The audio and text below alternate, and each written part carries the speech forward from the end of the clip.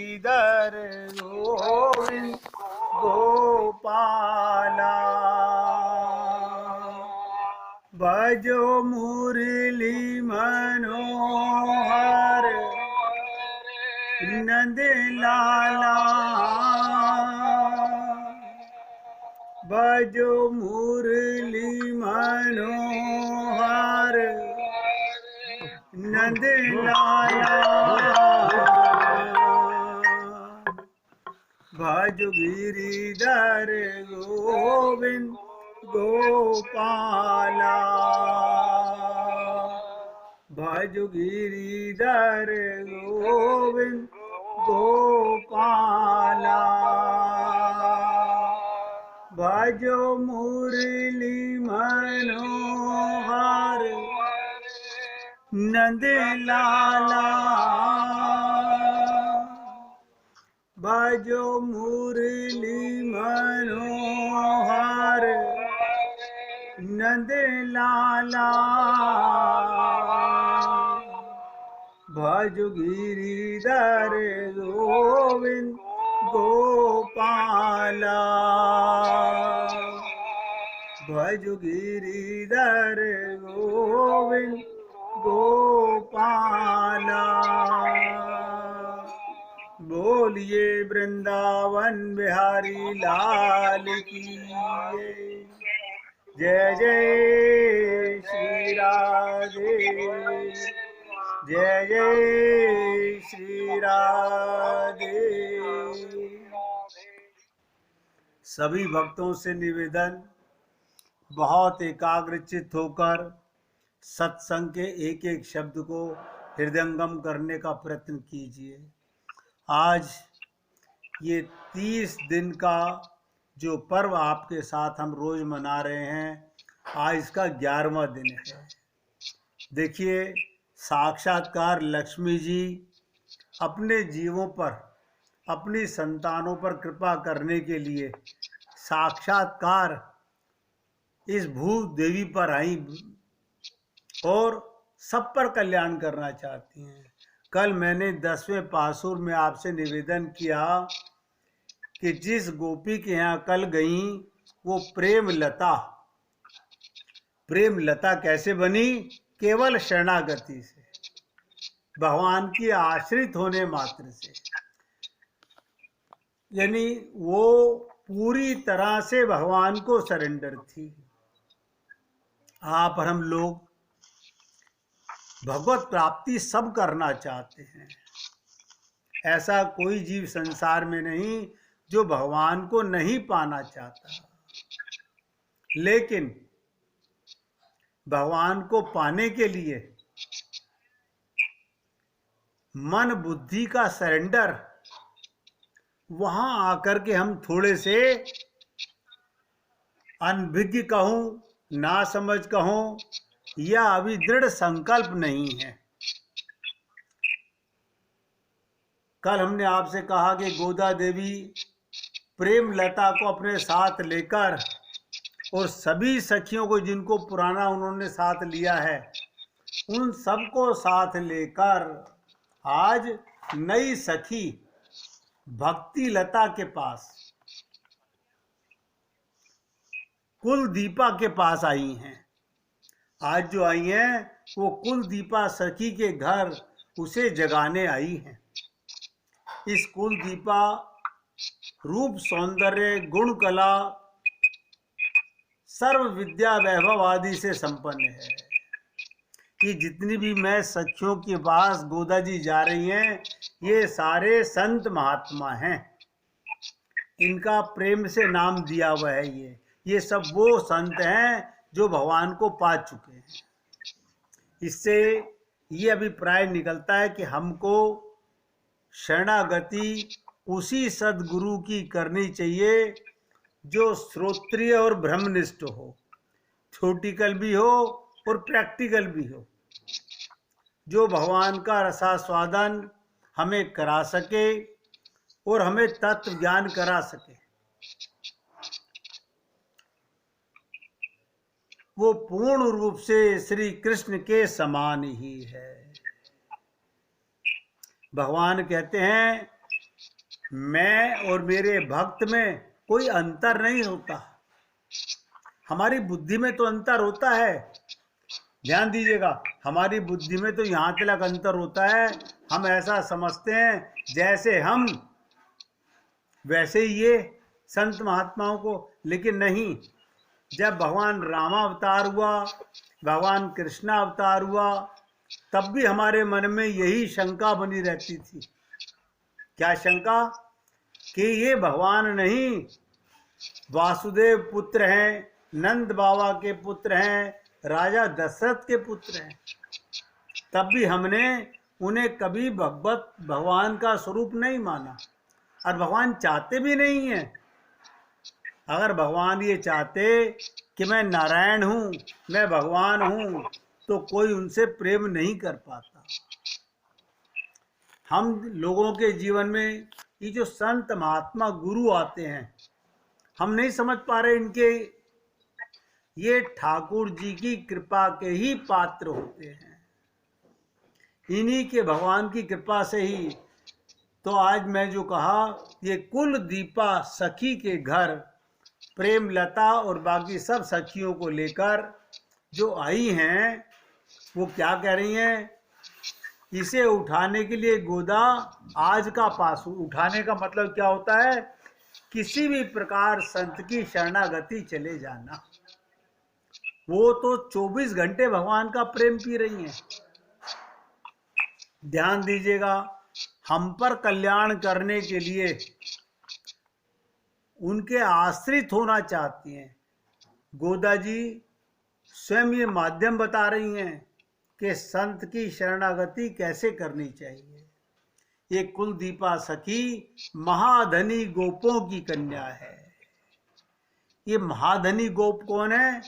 जिनके पास ईश्वरीय प्रेम है, उनसे बड़ा धनवान और कौन होगा संसार में। आप समझ सकते हैं इन बातों को।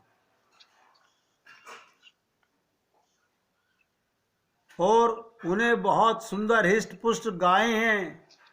ध्यान दीजिएगा, ये जो शब्द मैं यहाँ आपसे बोल रहा हूँ कि इन महागोपों के कन्याएं, बहुत सुंदर हिष्ट पुष्ट गैयाएं हैं इनके पास, और उनके बछड़े भी बड़े सुंदर लुभावने हैं।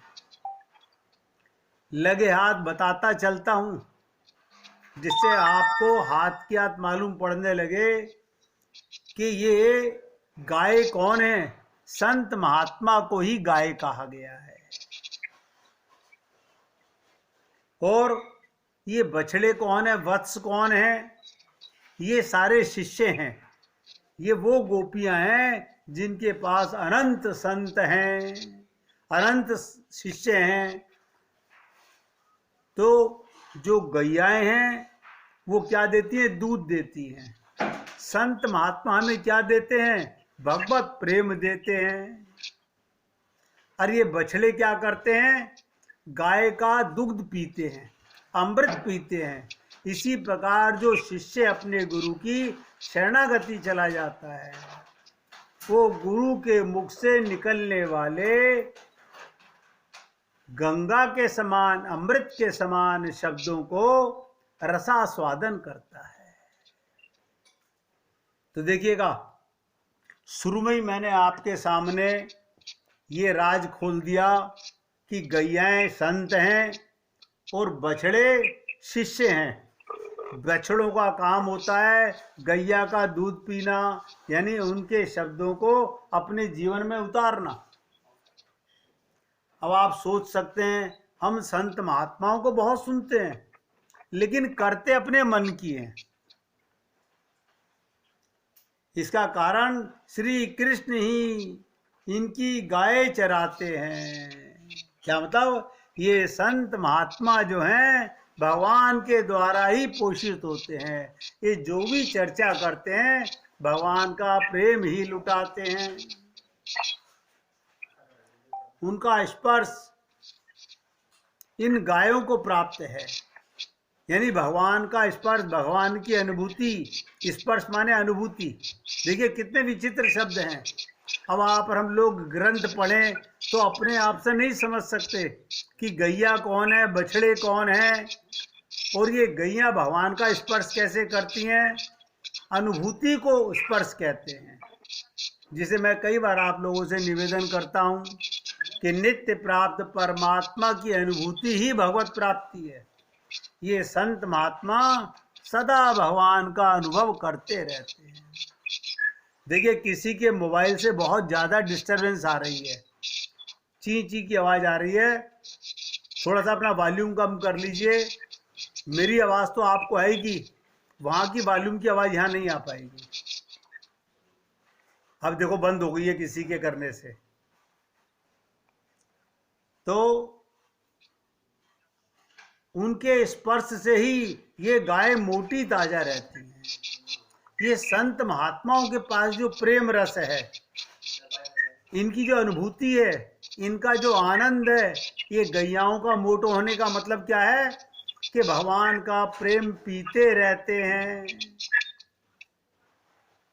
और नित्य धाम में निवास करने वाले, जिस प्रकार नित्य सूरी लोग भगवान के स्पर्श से सदा एक साथ रहते हैं, सदा यौवन संपन्न रहते हैं, उसी प्रकार ये संत महात्मा श्री कृष्ण के स्पर्श से, भगवान श्री कृष्ण के स्पर्श से कभी बूढ़े नहीं होते। अब यहाँ भी बहुत गहरा पर अर्थ समझ लीजिएगा। बेटा थोड़ा और 2 मिनट फालतू ही छोड़ना, ध्यान से सुनिएगा। ये क्या बात कर रहा हूं मैं कि श्री कृष्ण के स्पर्श से कभी बूढ़े नहीं होते। क्या मतलब? इन्हें आत्मज्ञान हो चुका है। शरीर बूढ़ा होता है, ये शरीर अपने को मानते नहीं। जो अपने को आत्मा मानता है वो सदा जवान रहता है, अमृत स्वरूपा, अमृत से पुत्र रहता है। लेकिन जो अपने को शरीर मानता है वो बूढ़ा होता है। संत महात्मा अपने को शरीर नहीं मानते। तो कहने का तात्पर्य सदा यौवन संपन्न ही रहते हैं। आत्मा कभी बूढ़े नहीं होती, जैसे परमात्मा कभी बूढ़े नहीं होते, ऐसे ही आत्मा भी कभी बूढ़ी नहीं होती। मैंने तो कई बार आपसे ये भी निवेदन किया कि कोई अगर आपसे पूछे कि भगवान की आयु कितनी, जितनी हमारी आयु कितनी, जितनी भगवान की। क्यों? जब से भगवान है तब से हम हैं। लेकिन हम लोग अपनी अज्ञानता के कारण, अपनी नासमझी के कारण अपने को शरीर मान लेते हैं। बस यही एक अज्ञान है। सभी भक्तों से निवेदन कर रहा हूं, लक्ष्मी स्वरूपा गोदा जी से ही ये ज्ञान ले लीजिए। अपने को देह मत मानो। ये देह एक रथ है जो हमें भगवान तक ले जाने के लिए मिला है। इसीलिए सीतारामाचार्य जी बार बार कहते हैं, इस देह में हरि मिलत है। ये देह भगवान के पास ले जाने वाली नौका है, इसका इस्तेमाल कीजिए। इसको बूढ़ा होने से मत बचाइए, अपने को सदा का जवान मानिए। आज के पासुर की विशेषता यही है कि ये संत महात्मा ईश्वरीय प्रेम को सदा पीते रहते हैं।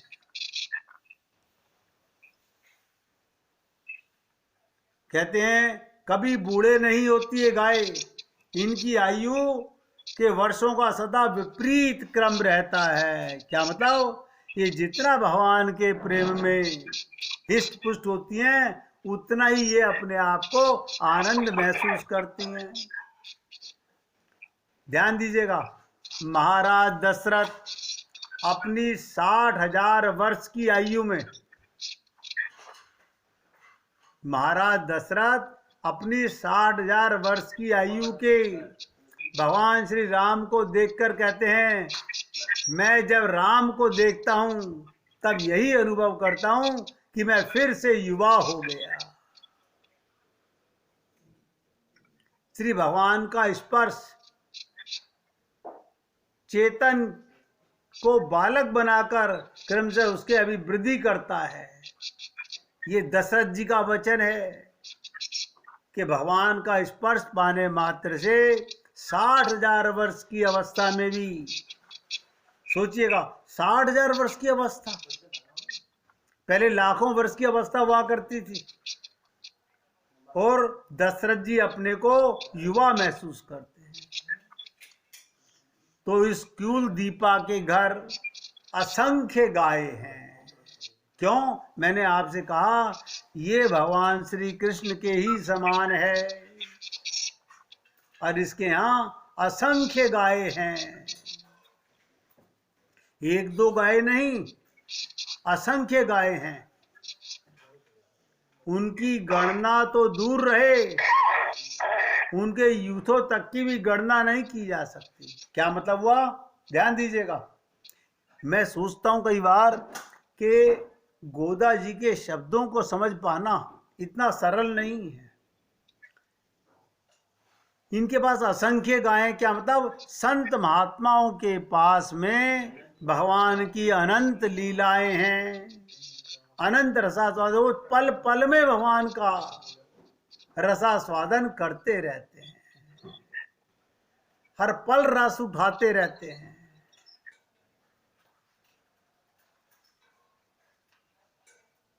कहते हैं मैं अब जब राम को, जब ये जिस प्रकार महर्षि वाल्मीकि ने महाराज दशरथ जी के हाथी घोड़ों रथों की गणना ना अंकित कर केवल इतना ही कहा कि उनके बहुत से हाथी घोड़े और रथों की संख्या अनगणित है,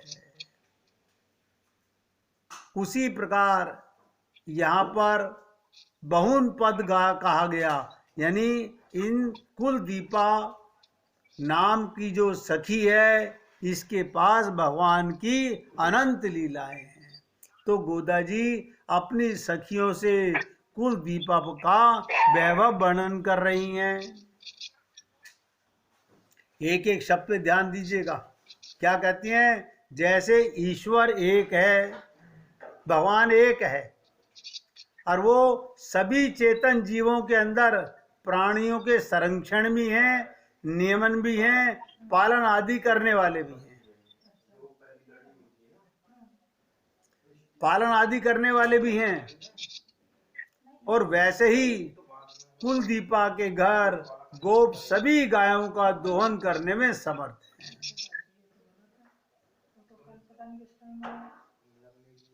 गोप क्या करते हैं?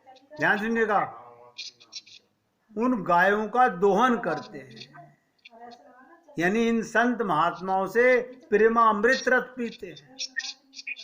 आप और हम लोग सोच के देखें, क्या हम संत महात्माओं के संपर्क में तो आते हैं? जैसे बछड़ा गैया का दूध पी करके हिष्ट पुष्ट होता है, इसी प्रकार क्या हमारा मन, सोच के देखिएगा, क्या हमारा मन आनंद में रहता है? हम आनंद महसूस करते हैं? क्या हमने किसी को अपना गुरु मानने के बाद अपने को शरीर मानना छोड़ दिया है? एक एक शब्द पे ध्यान दीजिएगा और बार बार सोचिएगा कि क्या हमने अपने को शरीर मानना छोड़ दिया है? क्या हम अपने को आत्मा मानने लगे हैं? क्या हम अपने आप को चेतन मानने लगे हैं? क्या हमको ये ज्ञान हो गया है कि राम मरे तो मैं मरूं, वरना मरे बलाए? भगवान नहीं मर सकते, इसी प्रकार ये चेतन भी कभी नहीं मर सकता। इसीलिए कहते हैं, हे अजन्मा अमर आत्मा क्यों परेशान हो रहा है, ज्ञान से मन को संभालो, लक्ष्य को क्यों खो रहा है। ये दिखा लेना, समझे भाई? तो मैं आपसे निवेदन कर रहा हूं, बहुत एकाग्रता से सुनिएगा। भगवत प्राप्ति करना कठिन नहीं है, क्योंकि भगवान ही तो है जो सदा मिले हुए हैं। आप सोच के देखिए, आप जो भी कार्य करते हैं, आप हम लोग क्या कार्य करते हैं? हम कार्य करते हैं अपने परिवार का, अपने शरीर का। और जो भक्त होते हैं वो क्या करते हैं, हर कर्म भगवान के निमित्त करते हैं। आपके परिवार में जितने भी सदस्य हैं सब में भगवान है, यही सच्चा ज्ञान है। हरि व्यापक सर्वत्र समाना। फिर एक भक्त की लीला सुनाता हूं। वृंदावन में एक गरीब ब्राह्मण रहता था।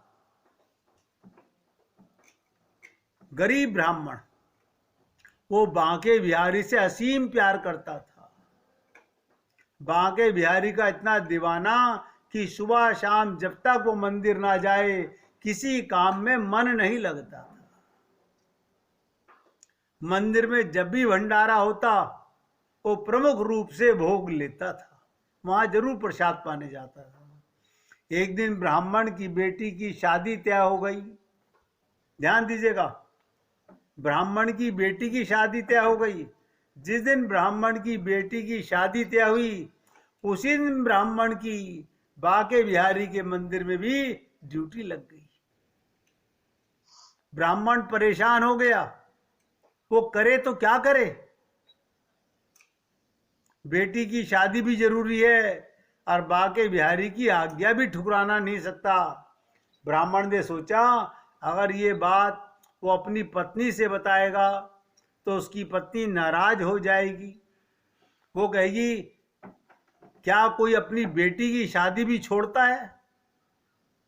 एक दिन अगर तुम भंडारे में नहीं जाओगे तो भंडारा रुक नहीं जाएगा, आप नहीं कोई और संभाल लेगा, लेकिन बेटी की शादी दोबारा नहीं होगी। ब्राह्मण परेशान हो गया। वो जानता था कि कुछ भी हो जाएगा उसकी पत्नी उसे भंडारे में जाने नहीं देगी, लेकिन उसका मन नहीं मान रहा था। वो अपने बांके बिहारी से नजरें नहीं चुरा सकता था। बेटी की शादी के लिए दिन ब्राह्मण अपने दिन में घर में बिना बताए चुपचाप समय से पहले ही मंदिर पहुंच गया। मंदिर में जाकर प्यार से सबको भंडारा खिलाया और शाम होते ही जल्दी से घर वापस पहुंचा, क्योंकि बेटी की शादी में भी पहुंचना था। लेकिन ब्राह्मण को पहुंचते पहुंचते देर हो गई। अब बिटिया की शादी होकर बिटिया की विदाई भी हो चुकी थी। ध्यान दीजिएगा, जब वो घर पहुंचा तो उसकी पत्नी उसे बोली आओ चाय पी लो, बहुत थक चुके हो। सोचने लगा कि घर वाले कोई डांट फटकार नहीं कर रहे और ना ही परिवार में कोई सदस्य उससे कोई सवाल कर रहा है, वो तो शादी में था ही नहीं। फिर भी पत्नी सही से उसे प्यार से बात कर रही थी। ब्राह्मण ने भी सोचा छोड़ो क्या कर गड़े मुर्दे उखाड़ना, जो हो गया सो हो गया, सब प्रभु की इच्छा। पत्नी अगर प्यार से बात कर रही है इससे अच्छी बात क्या हो सकती है। कुछ दिनों के बाद बेटी की शादी में, ध्यान दीजिएगा, जो फोटोग्राफी हुई थी, फोटोग्राफी शादी का एल्बम घर पर दे करके गया। ब्राह्मण ने सोचा इस शादी में तो शरीक हुआ नहीं, चलो एल्बम देख लेता हूं बेटी की शादी कैसे हुई थी। मगर ये क्या, तो देख रहा है इस शादी में हर जगह उसकी तस्वीर है। ब्राह्मण फूट फूट कर रोने लगा कि मेरे बांके बिहारी, मेरे प्रभु, मेरी जगह। फूट फूट कर रोने लगा कि बांके बिहारी के मन ही मन याद करने लगा और कहने लगा प्रभु ये कैसी कृपा है। अगले दिन बांके बिहारी के मंदिर गया और मंदिर में जाकर खूब रोया और बांके बिहारी से कहने लगा चाहे कुछ भी हो जाए अब मैं तुम्हारा नियमित सेवा करता रहूंगा।